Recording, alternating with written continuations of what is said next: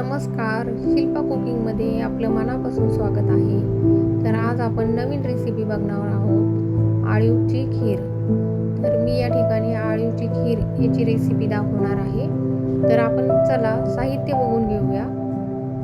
साखर घेतलेली आहे 3 चम्मच, त्याप्रमाणे ड्रायफ्रूट्स घेतलेले आहेत. तिथं अक्रोड, इलायची, बदाम, पिस्ता आणि चारोळी आहे आणि 2 छोटे चम्मच आळीव घेतलेला आहे आणि दूध घेतलेलं आहे इथे.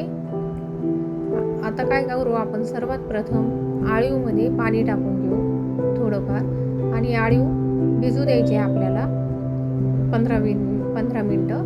15 मिनटातच त्याला जेलीसारखं स्ट्रक्चर येतं. त्याचप्रमाणे जी इलायची होती मी ती बारीक करून साखरमध्ये मिक्स केलेली आहे आणि हे बघा आळीव पण भिजलेले आहेत. त्याचप्रमाणे साखर, इलायची, ड्रायफ्रूट सर्व मी बारीक करून घेतलेले आहेत.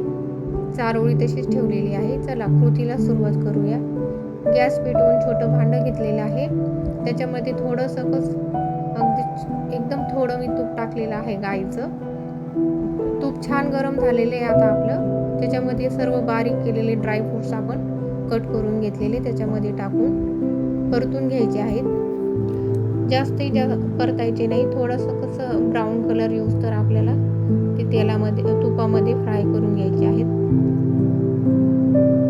थोडेसे फ्राय झाले, थोडंसं त्याचा कलर बदलला तर त्याच्यामध्ये आपल्याला हे बघा तुम्ही किती छान आपले फ्राय झालेले ड्रायफ्रूट्स बघू शकता. चला तर आपण याच्यामध्ये दूध टाकून घेऊ. तर दूध थोडं टाकायचं आहे कारण भांडं आपल्याला जास्तच गरम झालेलं आहे ना, त्याच्यामुळे अंगावर उडते. थोडं करून दूध टाकून घेतलेलं आहे. मी अजून थोडं दूध वाढवलं याच्यामध्ये. तर दूध टाकून घेतलं की मस्त आपलं पूर्ण ते ड्रायफ्रूट्स आणि दूध एकत्र मिक्स झाले. त्याचप्रमाणे आता आपल्याला जे भिजवलेले आळीव आहेत ते हे बघा मी मिक्स करून घेते. त्याला जेली टाईप स्ट्रक्चर येतं. तर हे चांगले आपण 15-20 मिनटं भिजून ठेवलेले होते. तर आता आपण याच्यात मिक्स केलेले आहेत पूर्ण आळीवचे बीज. आता ते छान मस्त मिक्स करून घेऊ आपण याच्यामध्ये. चांगले मिक्स झालेले आहेत. ते 2-5 मिनिटांमध्ये शिजून जातात आणि आळीव शरीरासाठी, हाडांसाठी खूप फायदेशीर आहे. महिन्यातून एकदा दोनदा तरी अशी खीर सर्वांनी करून खाल्लीच पाहिजे. तर हे बघा आता साखर आणि जी इलायचीचं पावडर होतं मी त्याच्यात मिक्स केलेलं ते आता याच्यामध्ये मी एकजीव करून घेतलेलं आहे. आता साखर 2-5 मिनटं आपल्याला ही चांगली खीर कमी आचेवर उकळू द्यायची आहे. आता याला बघा उकळी आलेली आहे. गॅस कमीच ठेवायचा आहे कारण खाली जाण्याची शक्यता खूप असते आणि जो चम्मच आहे तो त्याच्यातच ठेवायचा आहे म्हणजे खाली जाणार नाही आपली खीर उकळी आल्याच्या नंतर.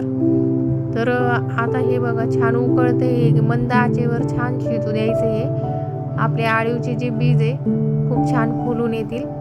तर बघू शकता तुम्ही किती छान आपली खीर तयार झालेली आहे आणि तुम्हाला तुमच्या आवडीनुसार तुम्ही कमी जास्त गोड करू शकता. मी मीडियमनुसारच केलेली आहे आणि खूप अतिशय टेस्टी असते. आळीवची खीर छान लागते आणि कमी गॅसवर बघा किती छान आपली खीर तयार झालेली आहे.